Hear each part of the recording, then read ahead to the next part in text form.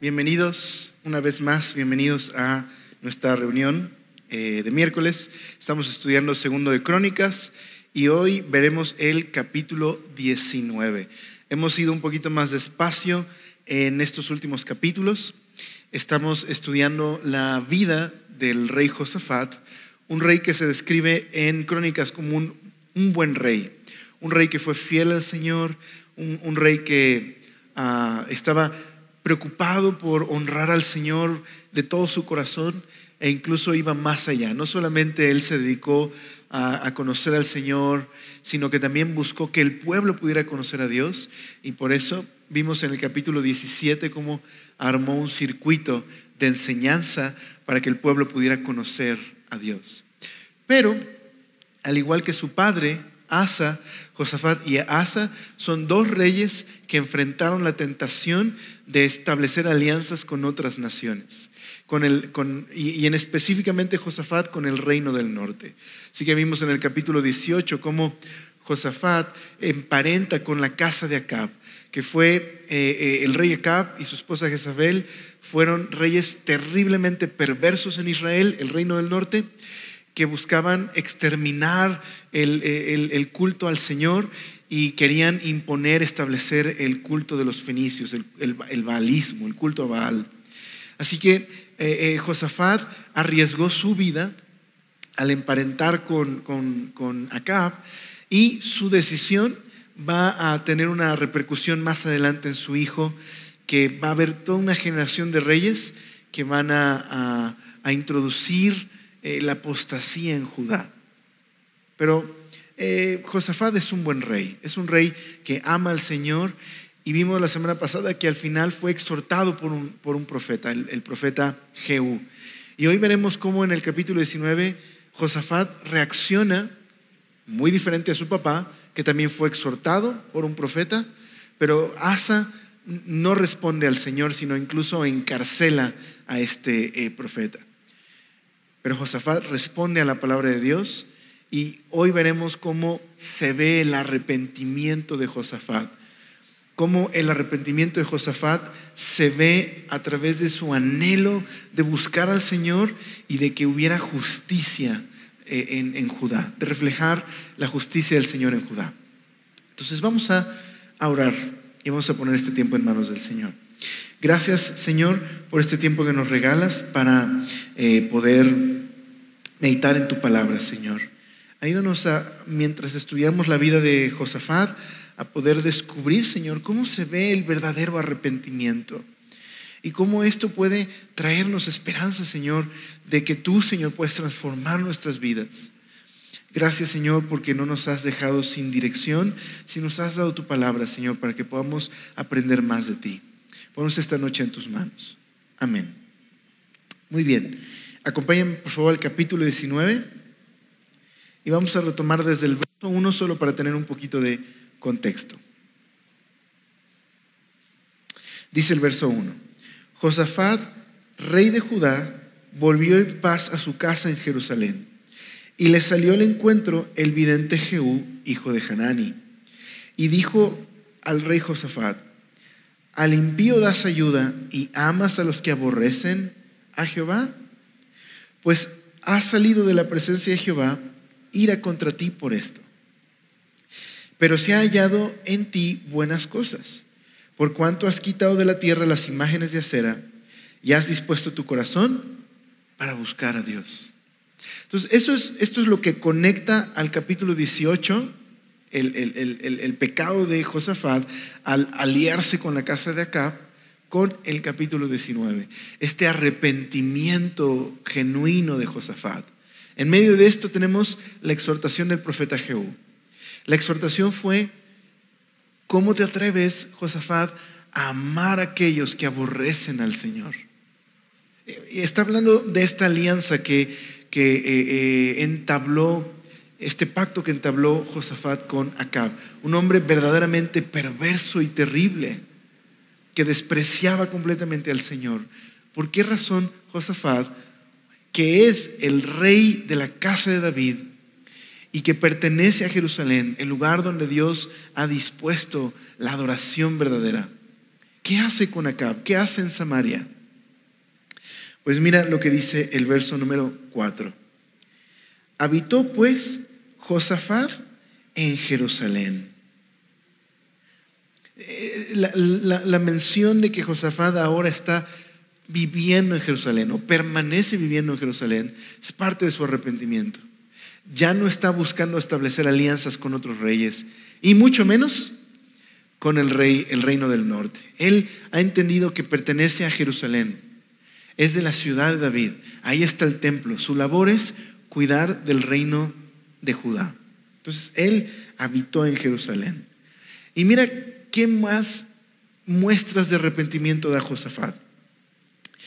Dice, pero daba vuelta y salía al pueblo desde Beerseba hasta el monte de Efraín y los conducía a Jehová, el Dios de sus padres. Entonces ahora Josafat se ha dado a la tarea de visitar al pueblo y animar al pueblo a volver al Señor. Eso es lo que significa conducirlos a Jehová, el Dios de sus padres. En otra traducción dice, llamándoles a volver al Dios de sus padres. ¿Está arrepentido Josafat? Completamente. Ha entendido su labor como rey. Él tiene que ser un rey como Dios había llamado a ser a los reyes del linaje de David. Y está siendo un rey que está guiando al pueblo a volver al Señor, a arrepentirse. Estas ciudades que se mencionan aquí es muy interesante porque estas ciudades son las ciudades que son típicas del reino del norte, Beerseba hasta Efraín. Estas son ciudades del reino del norte. Eso quiere decir que Josafat ha entendido que la manera en la que va a hacer volver el corazón del reino del norte a la casa de David no es a través de una alianza con Acab. Muy mala idea, terrible idea, emparentarse con un hombre perverso. Lo que tiene que hacer más bien es hablar del Señor y está recuperando el corazón de estos habitantes, de estos pueblos que están en el reino del norte. Está ganando sus corazones al invitarles a arrepentirse y volver al Señor. Así que Josafat está en una misión evangelística, si lo quieres ver así, de alguna manera. Está buscando ganar el corazón de las personas para el Señor. Pero Josafat va más allá en su muestra de arrepentimiento. Mira lo que dice el verso número 6. Y dijo a los jueces: mirad lo que hacéis, porque no juzgáis en lugar de hombre. Perdón, discúlpeme, me salté el verso 5, discúlpeme. Vamos a regresar al verso 5. Y puso jueces en todas las ciudades fortificadas de Judá, por todos los lugares, y dijo a los jueces: mirad lo que hacéis, porque no juzgáis en lugar de hombre, sino que en lugar de Jehová, el cual está con vosotros cuando juzgáis. Sea pues con vosotros el temor de Jehová, mirad lo que hacéis, porque con Jehová nuestro Dios, que no hay injusticia, ni acepción de personas, ni admisión de cohecho. Entonces, en su búsqueda del Señor y en su arrepentimiento, Josafat está centralizando de alguna manera la impartición de justicia, pero también está estableciendo, o sea, centralizándolo en Jerusalén, lo vamos a ver en un momento más, pero también está colocando en cada ciudad de Judá jueces. Y al colocarlos en cada una de estas ciudades les está dando una instrucción. Su instrucción es la siguiente: queridos jueces, recuerden una cosa: cuando ustedes están atendiendo a cada caso, recuerden que ustedes no están juzgando delante de los hombres nada más. Ustedes están juzgando delante del Señor. Es más, ustedes están representando al Señor en su juicio. Y recuerden que el Señor es imparcial. Él no admite parcialidades. Él no admite sobornos. ¿Dónde hemos visto esto en este capítulo? ¿Recuerdas cuál fue la exhortación que Jehú le dio a Josafat? Josafat, ¿por qué amas a los que aborrecen al Señor? ¿Por qué te emparentas con ellos? Aquí está Josafat mostrando su arrepentimiento y replicando la exhortación a los jueces.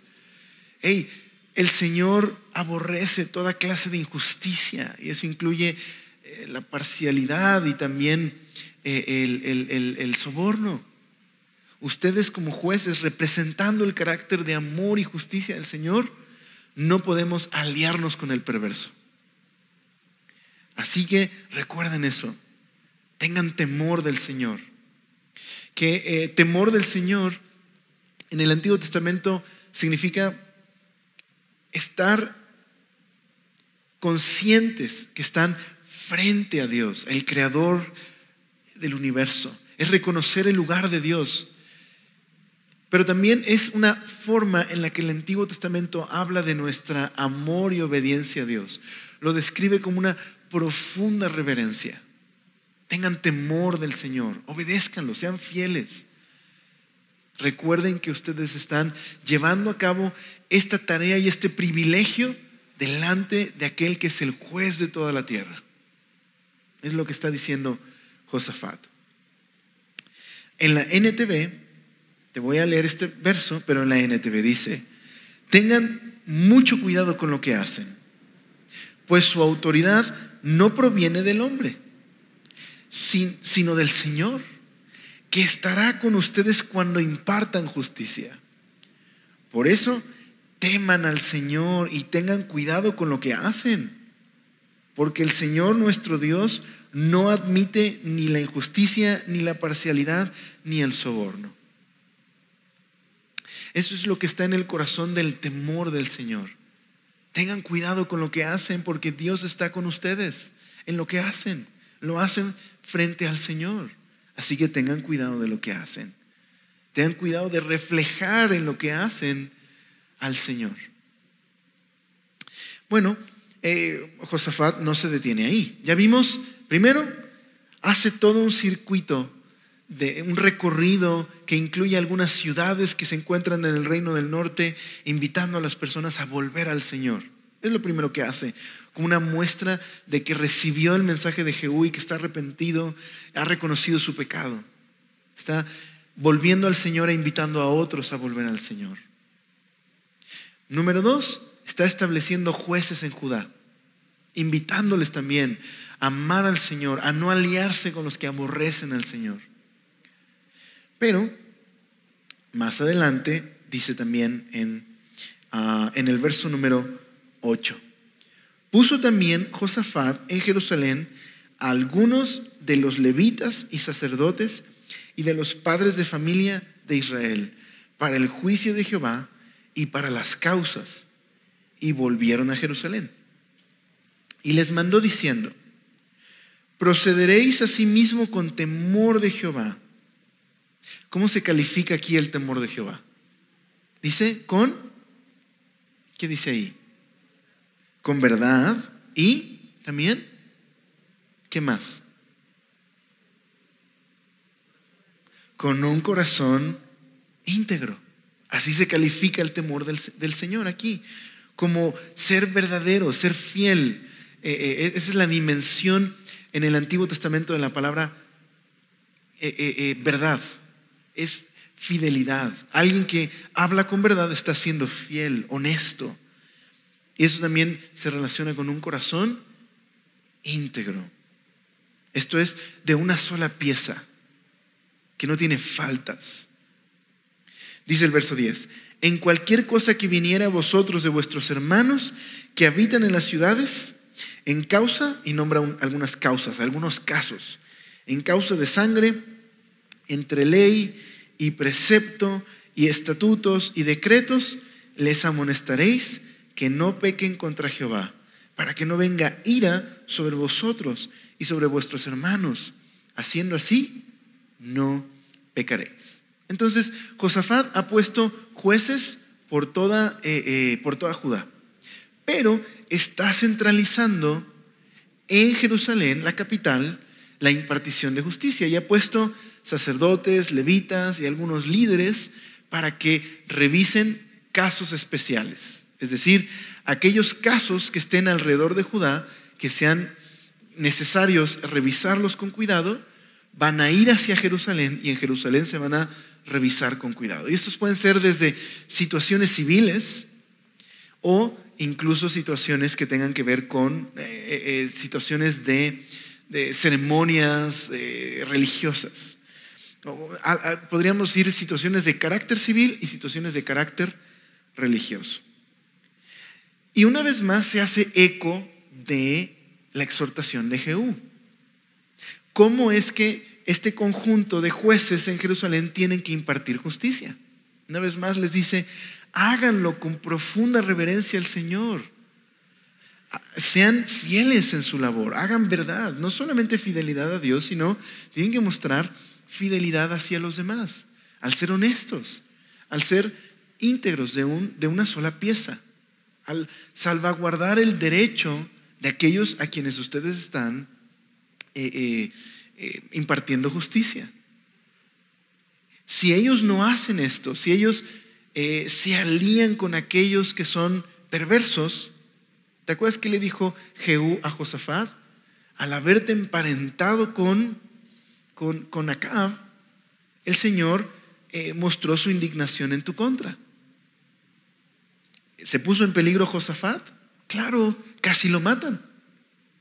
Pero el Señor, cuando él reconoció su pecado y clamó al Señor, el Señor le rescató.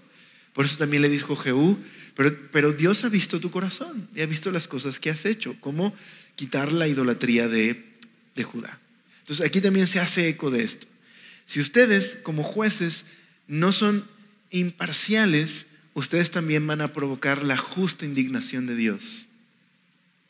Entonces se hace un eco de esta exhortación. Bueno, al final en el verso 11 dice así: he aquí el sacerdote Amarías será el que os presida en todo asunto de Jehová, y Zebadías, hijo de Ismael, príncipe de la casa de Judá, en todos los negocios del rey. También los levitas serán oficiales en presencia de vosotros.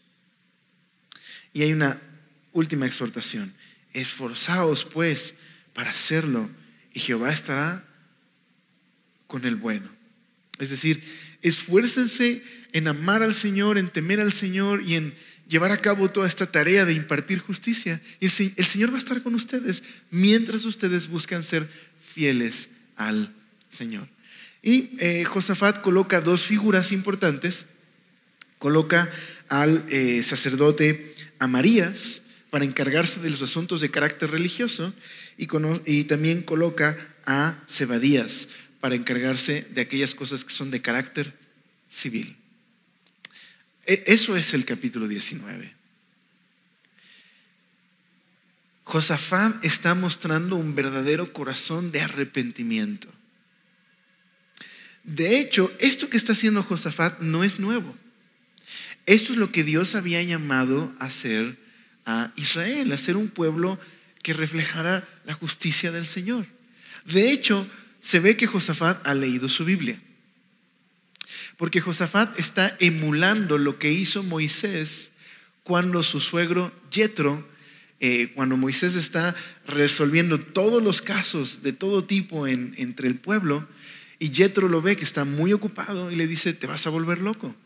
Lo que tienes que hacer es escoger hombres llenos del Señor que puedan ayudarte a establecer justicia entre el pueblo. Los casos más difíciles, que los veas tú. Y eso es lo que está haciendo Josafat. Está emulando lo que hizo Moisés. Está repartiendo jueces por todos lados y en Jerusalén estableciendo un conjunto de jueces para revisar los casos más importantes. Y de esa manera asegurarse de que todos pudieran ser atendidos y todos pudieran recibir un juicio correcto. Es decir, que se protegiera el derecho de todos en el pueblo. Ese era el propósito de Josafat. ¿Qué tiene que ver el arrepentimiento con la demostración de justicia? Pues al parecer en el capítulo 19, Josafat entiende que el verdadero arrepentimiento y el volverse a Dios está conectado con en impartir justicia y mostrar amor por el prójimo. Qué curioso. Bueno, en el Antiguo Testamento hay muchos pasajes que nos muestran que el arrepentimiento verdadero está conectado con una vida que muestra amor a Dios y amor al prójimo. Y vamos a ver un par de esos pasajes. Pero aquí hay una palabra clave. La palabra clave que se repite varias veces cuando Josafat le dice al pueblo, por ejemplo, en el verso 6 dice: mirad lo que hacéis, porque no juzgáis en lugar de hombre, sino en el lugar de Jehová, el cual está con vosotros. ¿Cuándo? Aquí está esta palabra, número 1, dice: juzgáis. Y luego en el verso 7 aparece una vez más: sea pues con vosotros el temor de Jehová, mirad lo que hacéis, porque Jehová, nuestro Dios, no hay injusticia, ni acepción de personas, ni emisión de cohecho. Puso también Josafat en Jerusalén algunos levitas y sacerdotes y padres de familia de Israel, para él juicio, aquí aparece una vez más, de Jehová, y para las causas. Y luego una vez más en el verso 10 dice de los que tienen que ver los casos de sangre entre ley, precepto, estatutos y decretos. Esta es también la palabra juicio. Bueno, esta palabra juicio o derecho o justicia es una palabra hebrea que describe el carácter de Dios. Es la palabra mishpat en hebreo. Esta palabra se puede traducir como juicio, como justicia o también como derecho. O incluso, como vimos aquí, como decretos. ¿Qué significa esencialmente la palabra mishpat? Bueno, en uno de los videos de Bible Project, que te recomiendo ver en algún momento, si puedes en casa ver, busca Proyecto Biblia o Bible Project, y si le pones la palabra justicia, te va a aparecer ese video. Una de los significados de la palabra justicia en el Antiguo Testamento tiene que ver con justicia retributiva.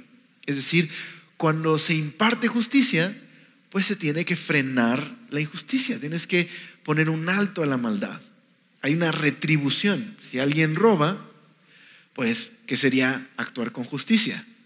Tiene que haber una repercusión por el daño que ha cometido. Tiene que resarcir ese daño. Eso sería justicia retributiva.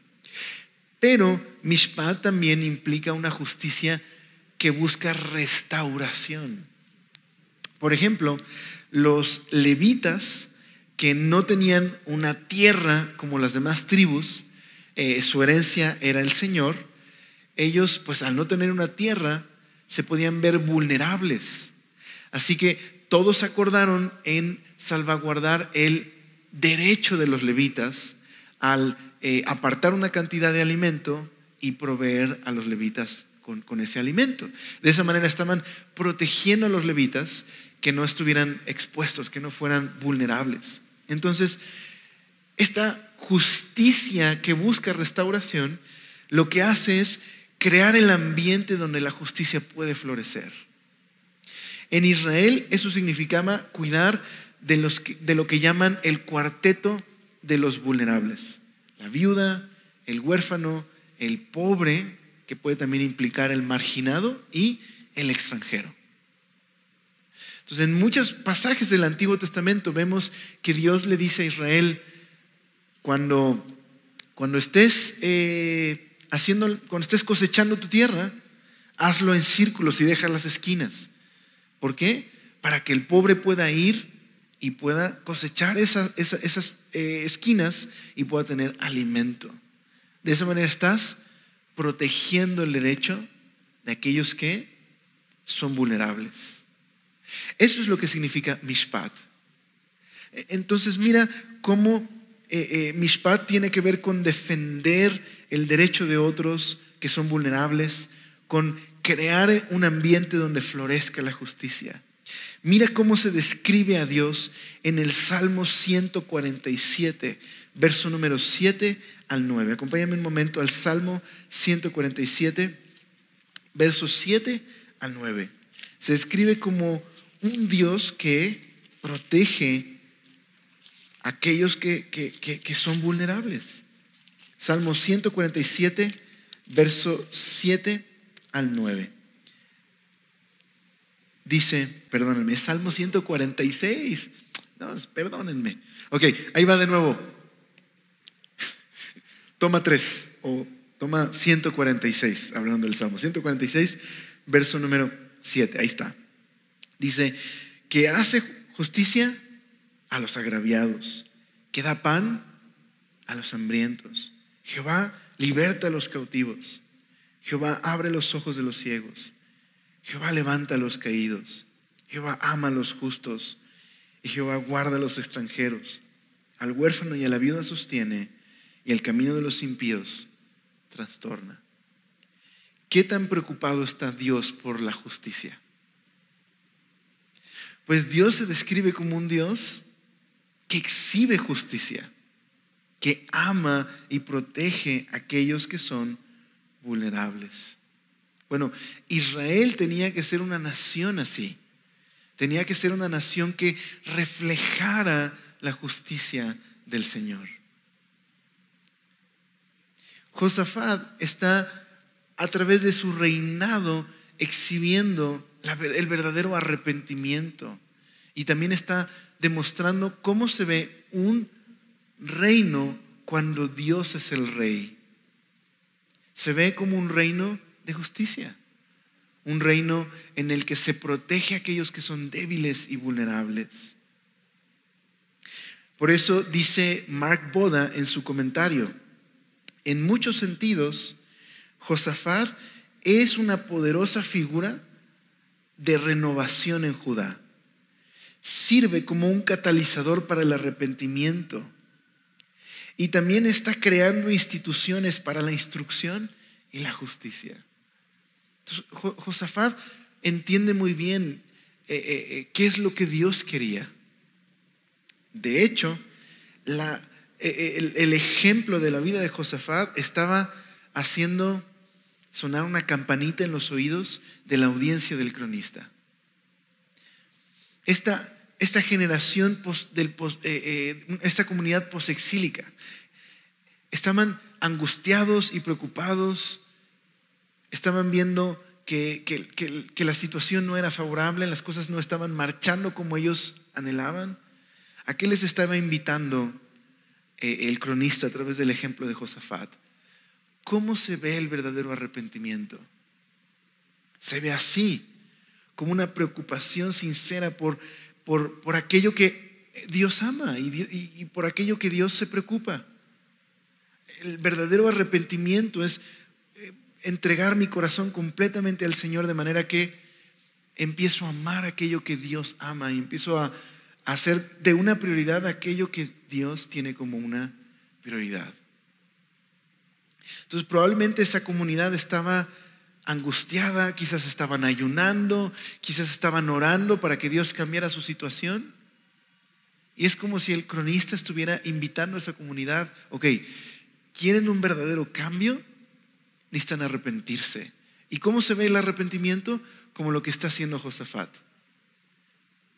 Vayan y reflejen el carácter del Señor, obedézcanle, sean fieles, vivan bajo el temor del Señor, tengan un corazón íntegro, muestren fidelidad entre ustedes. Esa es la manera en la que ustedes están mostrando su arrepentimiento y que están volviendo al Señor. Probablemente dos de los profetas que invitaron a la nación de Israel a arrepentirse y volver al Señor, dos de estos profetas importantes son profetas que conectan el arrepentimiento con una demostración de la justicia. Mira lo que dice Amós capítulo 5 verso 24. Justo en ese capítulo, Amós está diciéndole, Amós se dirige al reino del norte en su profecía, pero Amós le dice al reino del norte que Dios está exhortando al reino del norte a volver al Señor y les dice: ¿sabes qué? Déjame expresarlo así: no me cantes más serenatas, no me traigas tus ofrendas,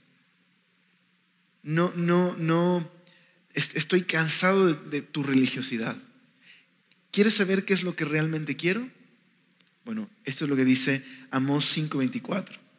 Pero corra el juicio, mishpat, como las aguas, y la justicia como un impetuoso arroyo. Amós dice: no quiero más rituales religiosos. Lo que quiero es que practiques justicia como un manantial que se convierte en un arroyo y riega toda la tierra. Eso es lo que quiero, que corra la justicia, que corra el juicio como un río.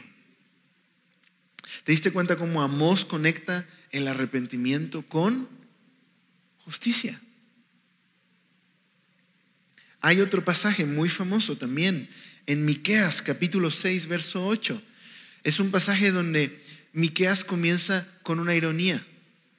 El pueblo, Miqueas está exhortando a Judá. Miqueas es un profeta que se dirige al reino de Judá y irónicamente personifica a alguien del pueblo de Judá diciendo: ¿qué quiere Dios? ¿Quiere sacrificios para que le agrademos? ¿Le entrego a mi primogénito? ¿Sacrifico a mi hijo para agradar a Dios? Está siendo irónico. Y en eso Miqueas responde: Judá está tan torcido en su manera de pensar que de alguna manera piensa que agradar a Dios tiene que ver con sacrificios humanos o con sacrificar 1000 becerros. Y a esto responde Miqueas: oh hombre, dice Miqueas 6:8, Él te ha declarado lo que es bueno. ¿Y qué pide Jehová de ti?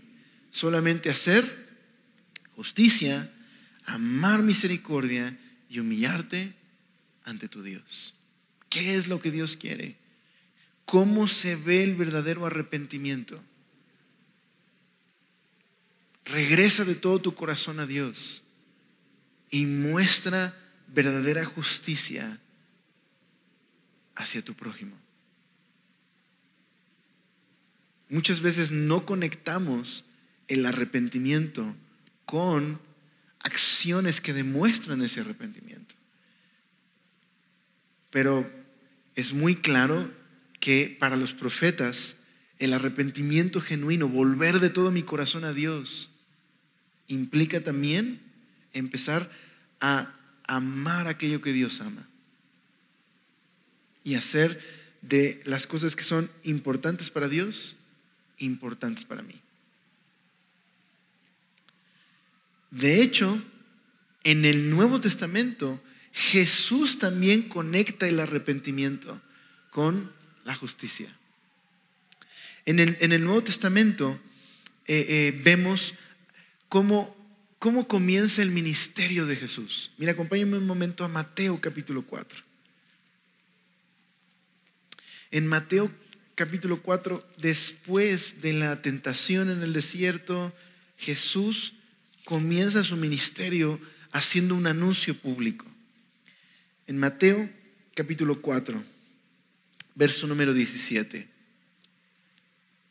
Desde entonces comenzó Jesús a predicar y a decir, ¿qué dice ahí?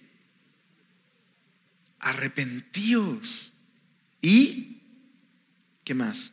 Porque el reino de los cielos se ha acercado. Jesús está diciendo que el reino de Dios está actuando por medio de él y está invitando a todo el pueblo a reconocer su pecado y arrepentirse y ponerse bajo el reino de Jesús. ¿Qué significa ponerse bajo el reino de Jesús y arrepentirse? Bueno, significa vivir bajo la justicia de este reino.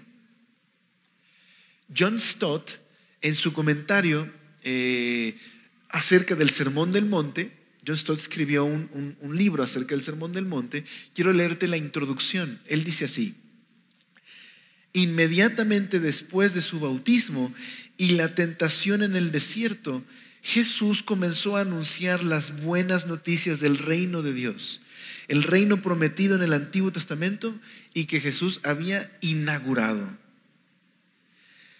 Así que aquí viene el anuncio: arrepiéntanse porque el reino de los cielos se ha acercado. Bueno, John Stott dice: así que el reino de Dios tiene que verse dentro de este contexto. El reino de Dios retrata el arrepentimiento y la justicia que pertenecen al reino. Me encanta esto. Describe a una comunidad que vive bajo la gracia del reino de Dios. ¿Cómo se ve esa comunidad? En pocas palabras, los discípulos del reino, los creyentes, los seguidores de Jesús, los que nos hemos arrepentido y reconocemos a Jesús como nuestro Rey, ahora somos parte de su familia y somos parte de la comunidad del reino. ¿Cómo se ve una comunidad que se ha arrepentido y ha reconocido el reino de Dios y vive bajo ese reino? ¿Cómo se ve? Ahí está el Sermón del Monte. El Sermón del Monte es el manifiesto del reino de Dios. Así se ve una comunidad que vive bajo el reinado de Jesús y que son seguidores de Jesús y que se han arrepentido y que la gracia de Dios está transformando sus corazones. No solamente han recibido la justicia de Dios, sino que esa justicia de Dios está transformando sus vidas. Así se ve el arrepentimiento y la justicia. Los creyentes somos una comunidad, una familia arrepentida, en transformación y que refleja el amor y la justicia que hemos recibido. Así que los discípulos viven dando testimonio de la realidad del reino de Dios en sus vidas y proclamando ese reino. ¿Qué tiene que caracterizar a esta familia que está bajo el reino de Jesús? Tiene que reflejar humildad, reconciliación, restauración, perdón. ¿Qué cosas valora Dios y que se convierta en una prioridad para los discípulos del reino? Bueno, en el reino de Dios, el reino al revés, aunque los que estamos al revés somos nosotros, ¿verdad? Pero ¿cómo se ve el reino de Dios? En el reino de Dios valoras el perdón por encima de la venganza. ¿No es así? ¿Qué es lo que dijo Jesús? Que no devuelvas mal por mal.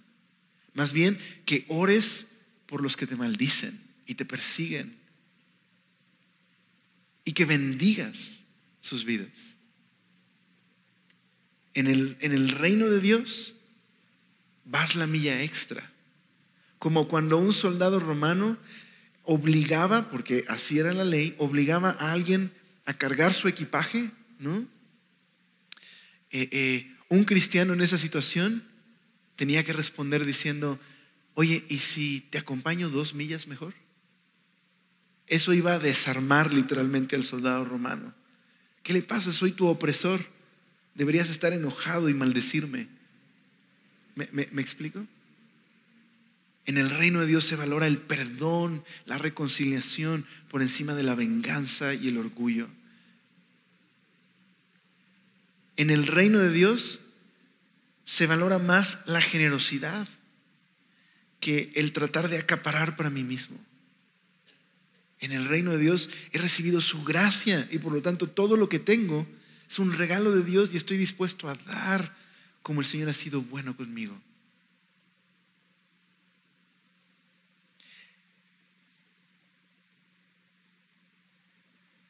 Dice Mark Boda en su comentario: ¿qué es arrepentimiento? Dice él: ante todo, el arrepentimiento es una invitación a la gracia, a renovar nuestra relación con Él. Dice, en segundo lugar, para aquellos que son pecadores, dice, los actos externos de justicia, la penitencia, llorar, el ayuno, las oraciones, podrían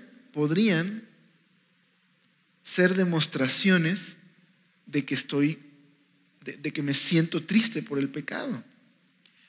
Pero eso no es el arrepentimiento verdadero, porque el arrepentimiento verdadero requiere un cambio de actitud. Es decir, si lloro, ayuno, me pongo a leer mi Biblia, ahora sí leo mi Biblia todos los días, ahora sí me congrego, pero no hay un cambio de actitud, no es arrepentimiento, dice.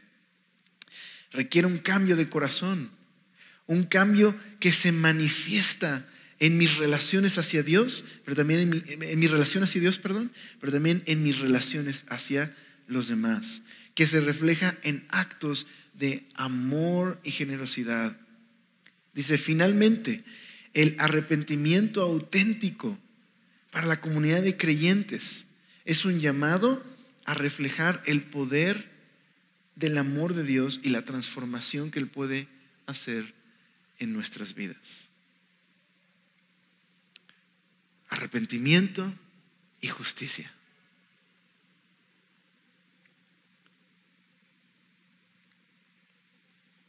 ¿Cuál fue la respuesta de Dios a nuestra maldad, a nuestra injusticia, a nuestro pecado?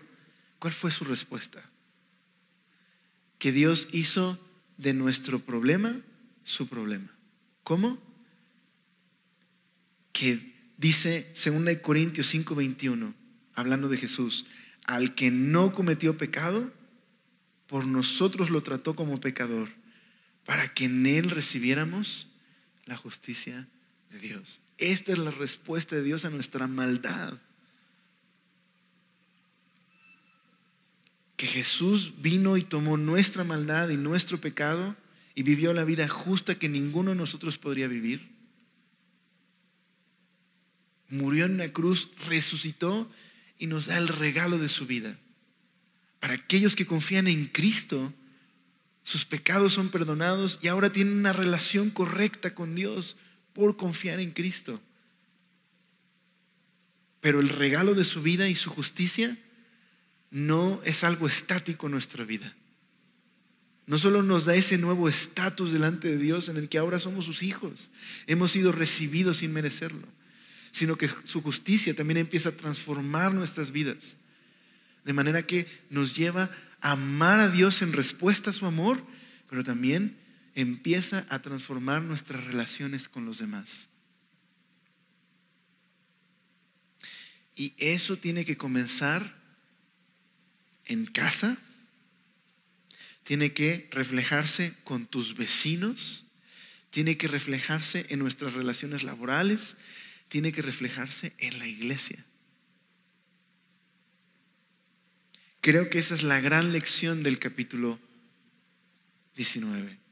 Así como esta comunidad del posexilio anhelaba ese reino prometido de justicia y no lo estaban viendo en su momento, no había un rey del linaje de David reinando en el trono, no estaban viendo estas promesas cumplirse. ¿A qué les llama el cronista?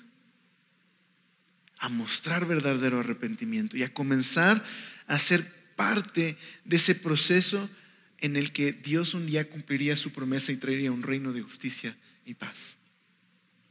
Tú y yo estamos en una situación similar, en la que también anhelamos el día en que Dios corrija toda injusticia y establezca un reino de justicia y paz. O si es tu anhelo, ¿estás de acuerdo, verdad? ¿Es nuestro anhelo? Anhelamos eso, ¿verdad? Tú y yo podemos ser parte de este reino que Jesús ya inauguró. Jesús es aquel rey al que apunta el reino de Josafat, aquel verdadero rey que establecerá un reino de justicia y paz definitivo.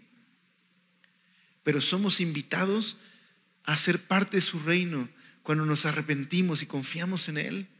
Somos parte de este proceso en el cual Él está estableciendo su reino y que un día establecerá su reino definitivamente. Lo que quiero decir es que más bien, en lugar de quejarnos de la injusticia que hay en el mundo, en lugar de quejarnos de que a lo mejor tienes un jefe injusto, quejarnos de que las cosas no marchan bien, quejarnos de que en el mundo está lleno de injusticia.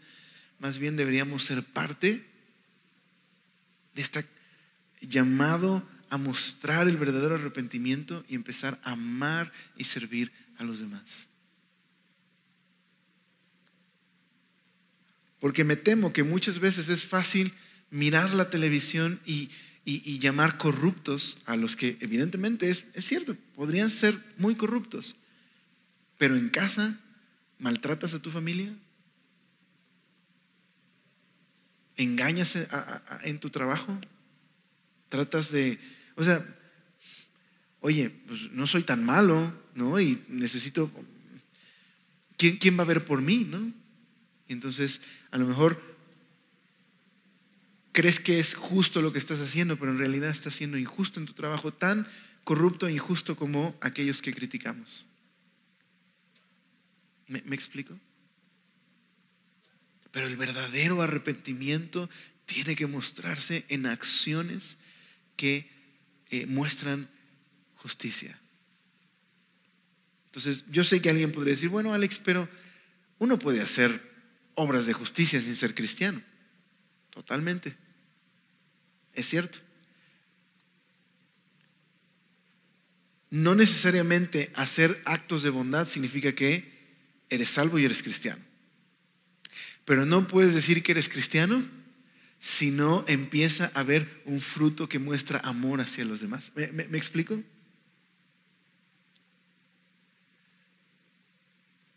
Entonces el verdadero arrepentimiento y la fe producen un anhelo y un deseo por justicia. Comienza con esos pequeños detalles en casa. Procura a tu familia. Sírveles, ámales. Comienza en tu trabajo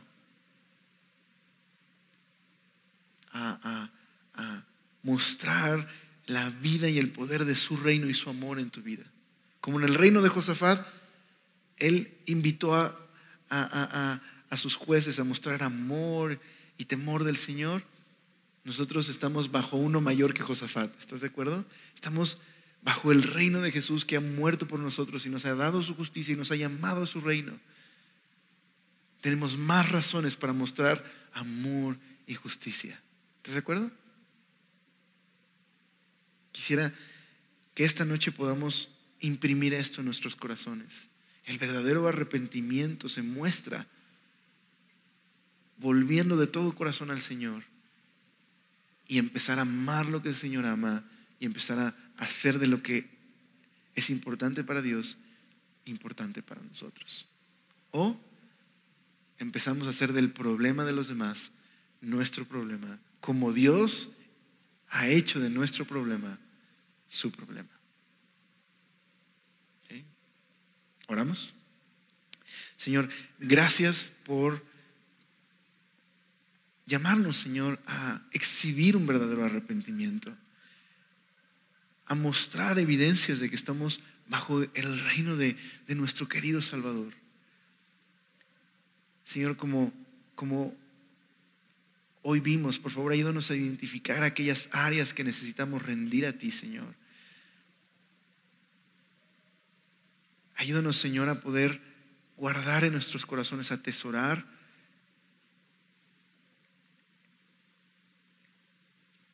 este llamado que nos hace, Señor, a reflejar los valores de tu reino, Señor. Y ayúdanos a ser parte de la extensión de tu reino, Señor, aguardando con esperanza el día en que nuestro Salvador vuelva, corrija toda injusticia y establezca un reino de justicia y paz. Ayúdanos, Señor, a que nuestra vida, Señor, pueda florecer tu amor, Señor, y eso se extienda hacia los demás. Y sea ese amor que pueda traer esperanza, Señor, sea ese amor tuyo que puede sanar y restaurar. Te lo pedimos, por favor, Señor. Ayúdanos a responder a tu amor de esta manera, Señor, mostrando amor hacia otros. Y te damos gracias, Señor. En el nombre de Jesús, amén.